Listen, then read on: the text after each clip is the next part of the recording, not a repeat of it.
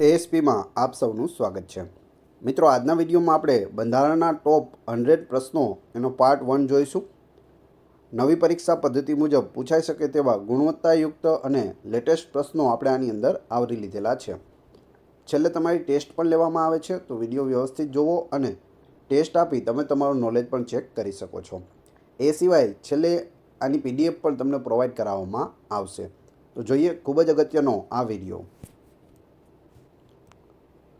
આધુનિક યુગનું સૌપ્રથમ લિખિત બંધારણ કયા દેશનું છે? તો તે સંયુક્ત રાજ્ય અમેરિકાનું છે, એટલે કે USAનું છે. કોઈપણ દેશના મૂળભૂત કાયદાકીય દસ્તાવેજને શું કહેવામાં આવે છે? તો તેને બંધારણ કહેવામાં આવે છે. વિશ્વનું સૌથી લાંબુ લિખિત બંધારણ કયા દેશનું છે? તો તે આપણા ભારત દેશનું છે. વિશ્વનું સૌથી લાંબુ અને લિખિત બંધારણ ભારતનું છે. કયા કયા દેશોનું બંધારણ અલિખિત છે, એટલે કે લખ્યા વગરનું છે? જવાબ આવશે ઇંગ્લેન્ડ, ઇઝરાયલ અને ન્યૂઝીલેન્ડ. આ દેશો એવા છે જેનું બંધારણ છે તે અલિખિત છે. અમેરિકાનું બંધારણ કયા પ્રકારની પ્રણાલીનું છે? સમવાયતંત્રી પ્રણાલીનું છે. ભારતમાં અંગ્રેજો દ્વારા સૌપ્રથમ કોઠી ક્યાં અને ક્યારે સ્થાપવામાં આવી હતી? જવાબ આવશે ઈસવીસન 1613માં સુરત ખાતે પ્રથમ કોઠી છે તે સ્થાપવામાં આવી હતી. ભારતનું બંધારણ કયા પ્રકારની પ્રણાલીનું છે? તો તે મિશ્ર પરંતુ વિશેષ સમવાયતંત્ર છે. ભારતના સૌપ્રથમ ગવર્નર જનરલ ઓફ બંગાળ કોણ હતા? વોરન હેસ્ટિંગ હતા. ભારતના સૌપ્રથમ ગવર્નર જનરલ કોણ હતા? તો તે લોર્ડ વિલિયમ બેન્ટિક હતા. ભારતની સૌપ્રથમ સુપ્રીમ કોર્ટની સ્થાપના ક્યાં કરવામાં આવી હતી? તો કલકત્તામાં 1774માં પ્રથમ સુપ્રીમ કોર્ટની સ્થાપના છે તે કરવામાં આવી હતી. ત્યારે કલકત્તા છે તે ફોર્ટ વિલિયમના નામે ઓળખાતું હતું. રેગ્યુલેટિંગ એક્ટ એટલે કે નિયામક ધારો ક્યારે પસાર કરવામાં આવ્યો હતો? ઈસવીસન 1773માં રેગ્યુલેટિંગ એક્ટ આવ્યો હતો. ભારતના સૌપ્રથમ સુપ્રીમ કોર્ટના મુખ્ય ન્યાયાધીશ કોણ હતા? સર એલિઝા ઇમ્પે હતા. ફોર્ટ વિલિયમ બંગાળ ખાતે સુપ્રીમ કોર્ટના મુખ્ય ન્યાયાધીશ સર એલિઝા ઇમ્પે બન્યા હતા. પીટનો ધારો પિટ્સ ઇન્ડિયા એક્ટ ક્યારે પસાર કરવામાં આવ્યો હતો? ઈસવીસન 1784માં પિટ્સ ઇન્ડિયા એક્ટ આવ્યો હતો. ભારતમાં સૌપ્રથમ લો કમિશનના અધ્યક્ષ કોણ હતા? લોર્ડ મેકોલે હતા. કયા કાયદાથી લોર્ડ વિલિયમ બેન્ટિક ભારતના સૌપ્રથમ ગવર્નર જનરલ બન્યા હતા? 1833ના ચાર્ટર્ડ એક્ટ દ્વારા ભારતના સૌપ્રથમ governor general lord William Bentinck બન્યા હતા. કયા કાયદાથી ભારતમાં અંગ્રેજી શિક્ષણ પદ્ધતિની શરૂઆત થઈ હતી? 1833નો ચાર્ટર એક્ટ. કયા કાયદાથી ભારતની શાહી વિધાન પરિષદનો પાયો નાખવામાં આવ્યો કે જે ભારતની સૌપ્રથમ નાની સંસદ કહેવાઈ હતી? જવાબ આવશે 1853નો ચાર્ટર્ડ એક્ટ. સિવિલ સેવકોની ભરતી માટે ઈસવીસન 1854માં કઈ સમિતિની નિમણૂક કરવામાં આવી હતી? મેકોલે સમિતિની નિમણૂક થઈ હતી. કયા કાયદાથી ભારતમાં દાસ પ્રથાની સમાપ્તિ કરી દેવામાં આવી હતી? 1833 ચાર્ટર એક્ટ. મહારાણી વિક્ટોરિયાને ભારતની સામ્રાજ્ઞી ક્યારે જાહેર કરવામાં આવી હતી? ઈસવીસન 1858માં. ભારતીય રાષ્ટ્રીય કોંગ્રેસની સ્થાપના ક્યારે કરવામાં આવી હતી? 28 ડિસેમ્બર 1885ના રોજ ભારતીય રાષ્ટ્રીય કોંગ્રેસની સ્થાપના થઈ હતી. ભારતના સૌપ્રથમ વાઇસરોય કોણ હતા? લોર્ડ કેનિંગ હતા ભારતના સૌપ્રથમ વાઇસરોય. કોને રાષ્ટ્રીય કોંગ્રેસના પિતા કહેવામાં આવે છે? એલન ઓક્ટેવિયન હ્યુમ, એવો હ્યુમ કે જેણે રાષ્ટ્રીય કોંગ્રેસની સ્થાપના કરી હતી, તેને રાષ્ટ્રીય કોંગ્રેસના પિતા કહેવામાં આવે છે. 1885માં કોંગ્રેસની સ્થાપના એવો હ્યુમે કરી હતી. ભારતીય રાષ્ટ્રીય કોંગ્રેસના સૌપ્રથમ અધ્યક્ષ કોણ હતા? વ્યોમેશ ચંદ્ર બેનર્જી હતા. કયા કાયદાથી દેશમાં સૌપ્રથમવાર ચૂંટણી વ્યવસ્થાની શરૂઆત થઈ હતી? ભારતીય પરિષદ અધિનિયમ 1892. ભારતીય પરિષદ અધિનિયમ 1909ને બીજા કયા નામથી ઓળખવામાં આવે છે? તો તેનું બીજું નામ છે મોર્લે મિન્ટો એક્ટ 1909. કયા કાયદાથી વાયસરોયની કારોબારીમાં એક ભારતીય સભ્યની નિમણૂક કરવાની જોગવાઈ શરૂ થઈ હતી? Morley Minto act 1909. વાયસરોયની કારોબારીમાં નિમણૂક પામેલા સૌપ્રથમ ભારતીય સભ્ય કોણ હતા? તો તે સત્યેન્દ્ર પ્રસાદ સિવા હતા. મોર્લે મિન્ટો એક્ટ 1909માં મોર્લે અને મિન્ટો કોણ હતા? તો તેમાં લોર્ડ મોર્લે છે તે ભારતના સચિવ હતા અને લોર્ડ મિન્ટો છે તે ભારતના વાયસરોય હતા. મોન્ટેગ્યુ ચેમ્સફર્ડ સુધારા 1919માં મોન્ટેગ્યુ અને ચેમ્સફર્ડ કોણ હતા? તો મોન્ટેગ્યુ ભારતના સચિવ હતા અને ચેમ્સફર્ડ એ વાયસરોય હતા. કયા અધિનિયમથી મહિલાઓને મત આપવાનો અધિકાર મળ્યો હતો? મોન્ટેગ્યુ ચેમ્સફર્ડ એક્ટ 1919થી મહિલાઓને મત આપવાનો અધિકાર મળ્યો. સાયમન કમિશનની રચના ક્યારે કરવામાં આવી હતી? ઈસવીસન 1927માં સાયમન કમિશનની રચના થઈ હતી. કયા અધિનિયમથી પુરુષ મહિલા સમાન મતાધિકાર આપવામાં આવ્યો હતો? મોન્ટેગ્યુ ચેમ્સફર્ડ એક્ટ 1919 દ્વારા. ભારત શાસન અધિનિયમ 1935 દ્વારા ભારતીય રિઝર્વ બેંકની સ્થાપના ક્યારે કરવામાં આવી હતી? 1 એપ્રિલ 1935ના રોજ. ભારતમાં સૌપ્રથમ સંઘીય ન્યાયાલયની સ્થાપના ક્યારે કરવામાં આવી? ઈસવીસન 1937માં. કયા અધિનિયમથી વહીવટના તમામ વિષયોને કેન્દ્ર યાદી, રાજ્ય યાદી અને સંયુક્ત યાદી એમ 3 સૂચિઓમાં વહેંચવામાં આવ્યા હતા? ભારત શાસન અધિનિયમ 1935 દ્વારા. ઓગસ્ટ પ્રસ્તાવ કોના દ્વારા અને ક્યારે રજૂ કરવામાં આવ્યો હતો? લોર્ડ લિનલિથગો દ્વારા 8 ઓગસ્ટ 1940માં ઓગસ્ટ પ્રસ્તાવ આવ્યો હતો. ક્રિપ્સ મિશન કોના દ્વારા અને ક્યારે રજૂ કરવામાં આવ્યું હતું? સર સ્ટેફર્ડ ક્રિપ્સ દ્વારા ઈસવીસન 1942માં. રાજગોપાલાચારી ફોર્મ્યુલા કોના દ્વારા અને ક્યારે રજૂ કરવામાં આવી હતી? ચક્રવર્તી રાજગોપાલાચારી દ્વારા ઈસવીસન 1944માં રાજગોપાલાચારી ફોર્મ્યુલા છે તે આવે છે. વેવેલ યોજના કોના દ્વારા અને ક્યારે રજૂ કરવામાં આવી? વાયસરોય લોર્ડ વેવેલ દ્વારા ઈસવીસન 1945માં. કેબિનેટ મિશનના અધ્યક્ષ કોણ હતા? લોર્ડ પેન્થિક લોરેન્સ હતા કેબિનેટ મિશનના અધ્યક્ષ. કેબિનેટ મિશન યોજના ક્યારે રજૂ કરવામાં આવી હતી? ઈસવીસન 1946માં કેબિનેટ મિશન યોજના રજૂ કરવામાં આવી. ભારતની બંધારણ સભાની રચના કઈ યોજનાના આધારે કરવામાં આવી હતી? કેબિનેટ મિશન યોજનાના આધારે. મુસ્લિમ લીગે કયા દિવસને પ્રત્યક્ષ કાર્યવાહી દિવસ તરીકે ઉજવ્યો હતો? 16 ઓગસ્ટ 1946 પ્રત્યક્ષ કાર્યવાહી દિવસ. જવાહરલાલ નહેરુના વડાપ્રધાન પદ હેઠળ કામચલાઉ સરકારની રચના ક્યારે કરવામાં આવી હતી? 2 સપ્ટેમ્બર 1946ના રોજ કરવામાં આવી હતી. કામચલાઉ સરકારના ગૃહ, સૂચના, માહિતી અને પ્રસારણ મંત્રી કોણ હતા? આનો જવાબ જોઈએ તે પહેલાં વિડીયો પસંદ આવી રહ્યો હોય, વિડીયોનું કન્ટેન્ટ સારું લાગી રહ્યું હોય તો વિડીયોને લાઇક અવશ્ય કરી દેજો અને ચેનલ ઉપર નવા હોય તો ચેનલને સબસ્ક્રાઈબ કરવાનું ના ભૂલશો. વલ્લભભાઈ પટેલ ગૃહમંત્રી, સૂચના માહિતી મંત્રી અને પ્રસારણ મંત્રી હતા વલ્લભભાઈ પટેલ. આઝાદી પહેલાંની કામચલાઉ સરકારમાં નાણામંત્રી કોણ હતા? લિયાકત અલી ખાન હતા.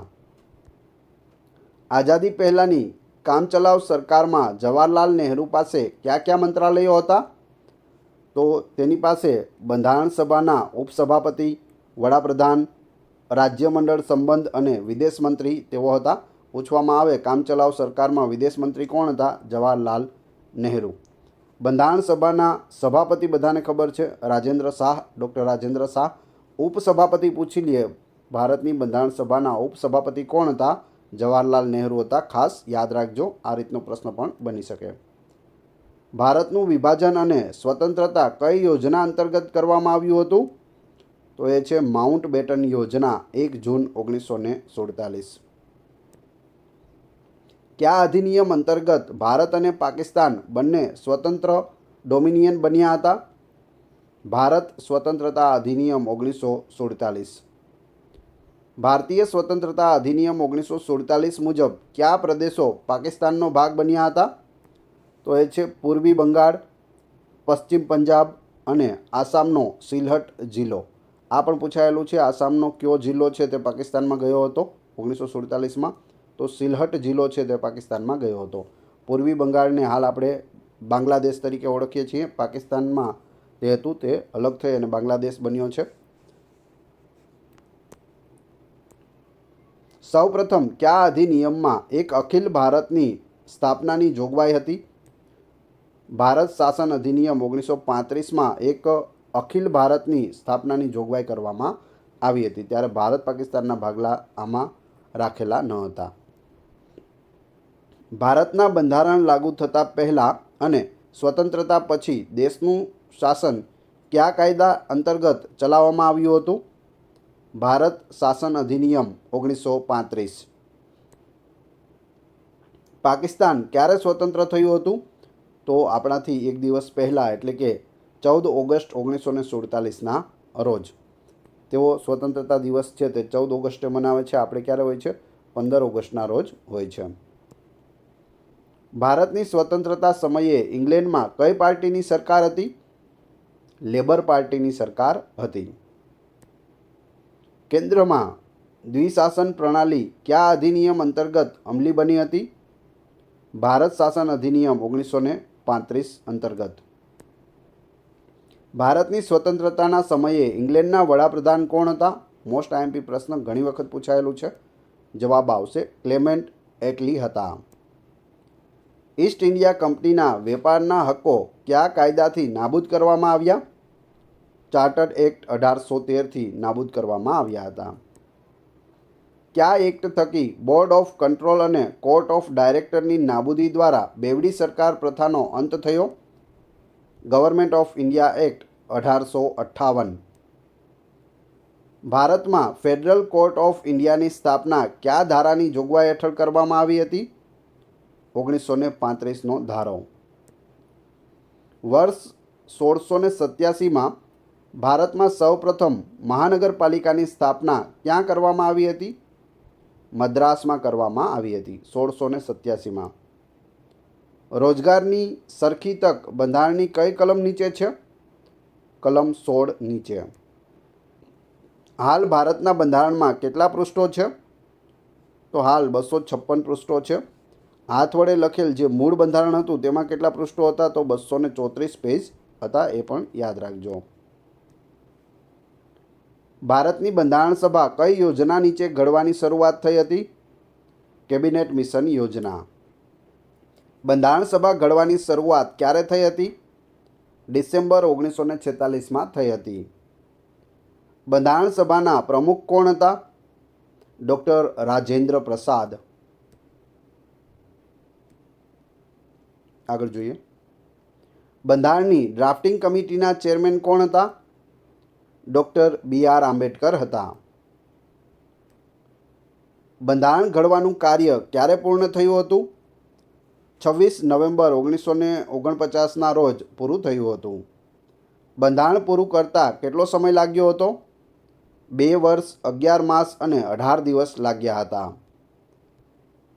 ભારતમાં કેબિનેટ મિશન ક્યારે આવ્યું હતું? ઈસવીસન 1946માં કેબિનેટ મિશન ભારત આવ્યું હતું. મૂળ બંધારણમાં કેટલી કલમો હતી? 395 હતી. અનુચ્છેદ પૂછાય તો પણ યાદ રાખજો. બંધારણ વિશે સૌપ્રથમ વિચાર કોને આવ્યો હતો? MN રોયને આવ્યો હતો. MN રોય, માનવેન્દ્રનાથ રોય. ભારતના બંધારણનું આમુખ કોણે રજૂ કર્યું હતું? જવાહરલાલ નહેરુએ રજૂ કર્યું હતું. ભારતના બંધારણમાં મૂળભૂત અધિકારો કેટલા છે? 6 છે. મૂળ બંધારણમાં 7 મૂળભૂત અધિકારો હતા. તેમાંથી સંપત્તિનો અધિકાર હટાવી દેવામાં આવ્યો. હાલ આપણા મૂળભૂત અધિકારો 6 છે. આમુખનો વિચાર કયા દેશના બંધારણમાંથી લીધો છે? USA અમેરિકાના બંધારણમાંથી આમુખનો વિચાર લીધો છે. નીતિ નિર્દેશક સિદ્ધાંતનો વિચાર કયા દેશના બંધારણમાંથી લીધો છે? આયર્લેન્ડના બંધારણમાંથી લીધો છે. ઘણી વખત પૂછાયેલું છે. રાષ્ટ્રપતિ નાણાકીય કટોકટી કઈ કલમ નીચે જાહેર કરી શકે છે? કલમ 360 નાણાકીય કટોકટી. રાજ્યમાં રાષ્ટ્રપતિ શાસન કઈ કલમ નીચે લાદી શકાય? કલમ 356 નીચે રાજ્યમાં રાષ્ટ્રપતિ શાસન લાદી શકાય છે. ગુજરાતમાં આપણે 5 વખત રાષ્ટ્રપતિ શાસન લદાયેલું છે. નાણાકીય કટોકટી છે હાલ સુધીમાં ભારતમાં એક પણ વખત લાગુ થઈ નથી. રાષ્ટ્રપતિ કઈ કલમ નીચે રાજ્યમાં સરકાર બરતરફ કરી શકે છે? તો એ છે કલમ 356. માર્ગદર્શક સિદ્ધાંતો બંધારણના કયા ભાગમાં છે? ભાગ 4માં, ચોથા ભાગમાં માર્ગદર્શક સિદ્ધાંતો છે. બંધારણમાં મૂળભૂત અધિકારો કયા ભાગમાં છે?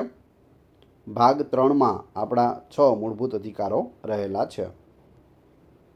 કટોકટીમાં મૂળભૂત અધિકાર કઈ કલમ નીચે મોકૂફ રાખી શકાય છે?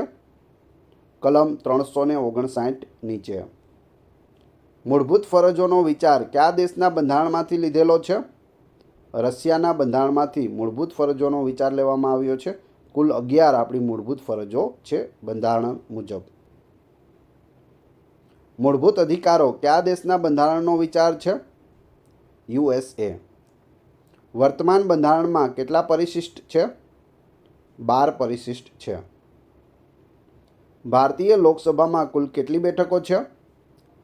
543 બેઠકો છે લોકસભામાં.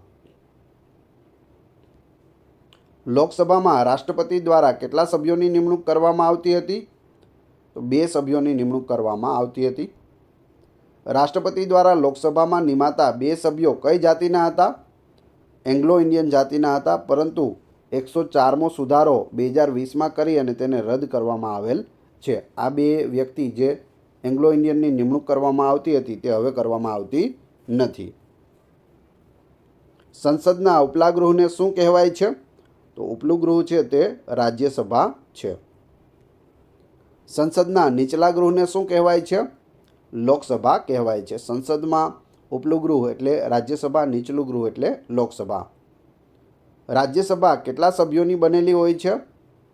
250 સભ્યોની છે રાજ્યસભા. રાજ્યસભાના સભ્યની મુદ્દત કેટલા વર્ષની હોય છે?